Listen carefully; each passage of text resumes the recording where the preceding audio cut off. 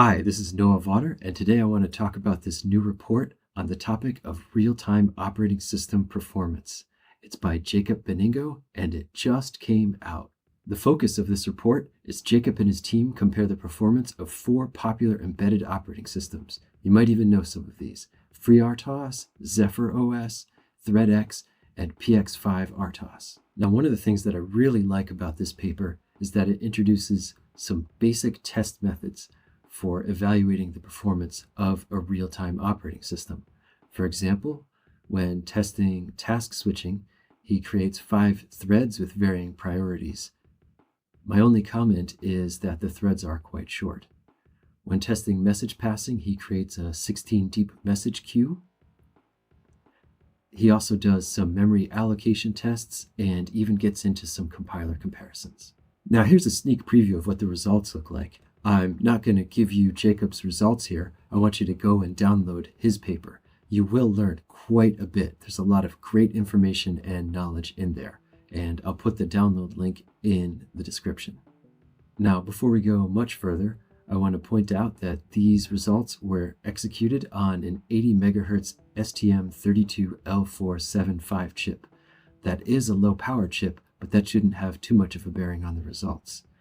Of course, we would all be curious to know what the results would look like on other chips, but to do so would multiply the effort required to do these performance tests geometrically. So we should be grateful for Jacob for the work that he has contributed here. And if you're wondering why would it matter to be on a different chip, consider something like the ESP32, which has a different memory architecture from most of the STM32 series. That can have an impact on the task switching time. For example, if you have too many tasks, then your scheduler code could get swapped out of your cache, and that would incur extra weight. Okay, so let's get started. Here's something I really like about this testing methodology. He begins with what he calls basic processing. This doesn't really stress any of the RTOSes. It just kind of proves that the compiler was installed correctly and that his basic test program works. So if you look at the results, you'll see that they're all within about 1% of each other. Now, as far as the other results, you can see the tests that Jacob and his team execute here, and I encourage you to go and download his free report and learn all about them. But I wanted to focus in this talk on 2 important tests, the message processing test and the preemptive scheduling test. Now, in order to do that, I want you to consider something called Amdahl's law, which says that the overall performance improvement gained by optimizing a single part of a system is limited by the fraction of time that the improved part is actually used. So what does that mean? For example, let's say you have a car and you design it to have the most amazing windshield wipers. That's not necessarily a good usage of your time because the windshield wipers are not used as often as something like the tires or the engine. And that's why it's important to consider your thread execution time versus your scheduler execution time. Now, how long does it take your scheduler to execute and how often? Well, that's going to vary with the RTOS and how you have it configured. But let's look at one example that I've worked with in the past.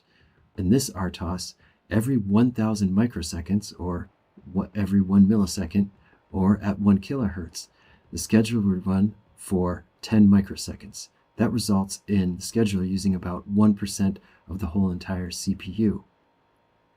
Now, if you consider the performance of message passing, you want to think about the number of messages that your application is passing per second or per thread execution.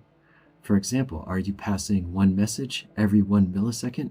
Well, that's a lot of messages, and your performance of your OS is going to be more critical. And here are some other really interesting results from the Beningo embedded group. If you look at the message passing test and consider the fastest to the slowest RTOS, you see a ratio of 3x. That means if your application is passing lots of messages, it is more critical to have a high performance OS.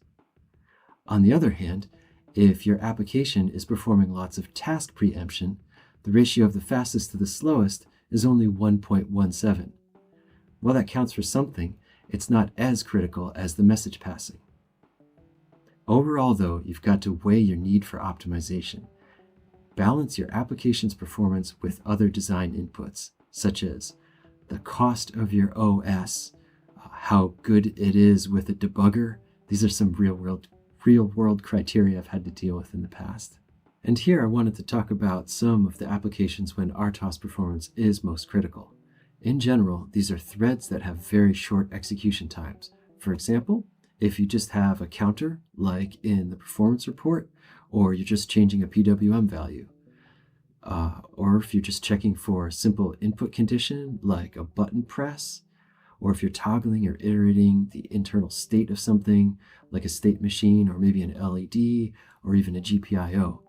In general, anytime when you have bursty short threads, or you have a large number of threads, or if you just have a high level of CPU utilization in general. So that concludes my comments on the message passing and task switching tests in the paper. I really want to encourage you to go out and download it because there are many other interesting results in there. For example, it talks about tuning RTOS parameters, various toolchain restrictions, even has a comparison between GCC and IAR compilers, and it even introduces this PX5 RTOS, which I'd never heard of before. And if that's not compelling enough for you, there's also this surprising discovery that Jacob makes in the paper. I'm not going to talk about what it is, but here's a hint. If you look at the purple column, you see a bunch of numbers that are slightly different from each other. What could that be? I'd also like to share this part of the paper in which they talk about future RTOSes that they want to study. Those include RT-Thread, Seger's Emboss, and NutX. Finally, I'd like to mention that as of October 2024, I am available for hire. I'll work on anything you need with microcontrollers, but these are some areas that I've worked on in the past: medical devices, robotics, firmware, algorithms, DSP, MATLAB, audio, sound, music, etc.